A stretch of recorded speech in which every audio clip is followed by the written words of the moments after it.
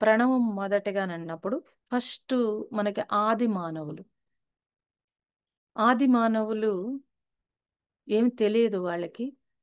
భాష రాదు అప్పుడు, లిపి లేదు, ఏమీ లేదు. అప్పుడు ఫస్ట్ ఆది మానవులు ఏం చేశారనంటే శబ్దం గమనించారు. ఆ శబ్దం పక్షులు, పశువులు, మనుషులు, నీరు నుంచి, గాలి నుంచి, అగ్ని నుంచి, అన్నింటి నుంచి ఒక శబ్దాన్ని వాళ్ళు గుర్తించారు.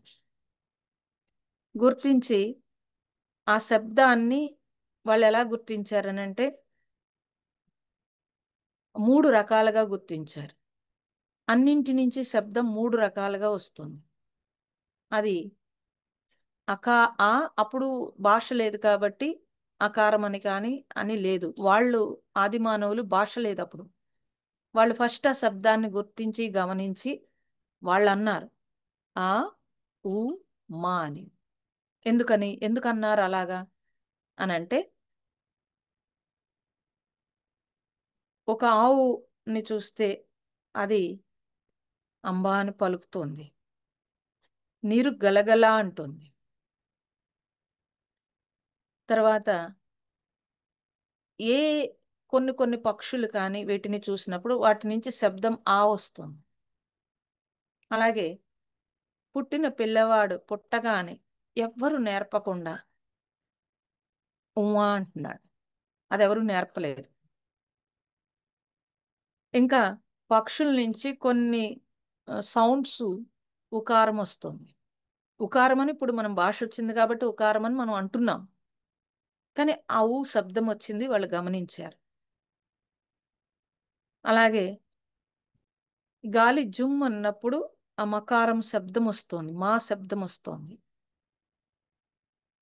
ఇంకా జంతువులు కొన్ని మా శబ్దం పలుకుతున్నాయి, పక్షులు పలుకుతున్నాయి. ఇవన్నీ వాళ్ళు విన్నారు. విని వాళ్ళు ఫస్ట్ ఆ, ఊ, మా అని వాళ్ళు అన్నారు. దాంతోటే వాళ్ళు సైగలు చేసుకుంటూ ఆ శబ్దాన్ని చేసేవారు. తర్వాత ఆది మానవుల దగ్గర నుంచి మనం ఎదగడం, పరిణామ క్రమంలో ఎదగడం మొదలుపెట్టినప్పుడు నెమ్మదిగా ఆ శబ్దాల్ని మనుషుల కింద అయిన తర్వాత దాన్ని భాష కింద, లిపి కింద తయారు చేశారు.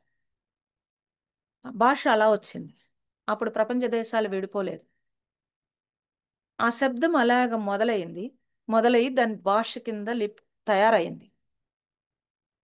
దాని తర్వాత ఏం చేశారనంటే ఆ మూడింటిని కలిపేసి చూశారు. కలిపేసి చూస్తే అయింది. ఆ సౌండ్ బాగుంది.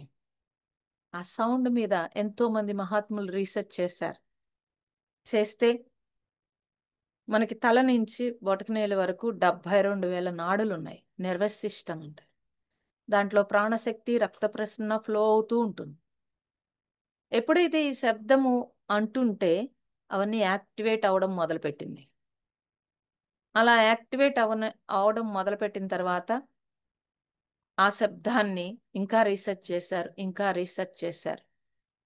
అందుకని మనకి ఆ శబ్దం మొదలైతే ఆది మానవుల దగ్గర నుంచి వచ్చింది. దాన్ని కలపడము, లేకపోతే అది భాష కింద కన్వర్ట్ అవ్వడము, తర్వాత అలా అంతా మొదలైంది. అది ఓంకార శబ్దము. దానికి మనకి ఎలా మొదలైంది అనేది అక్కడి నుంచి స్టార్ట్ అయింది. ఆది మానవుల దగ్గర నుంచి పరిణామ క్రమంలో ఆ శబ్దం మీద చాలా రీసెర్చ్ జరిగింది. అందరికీ నమస్తే.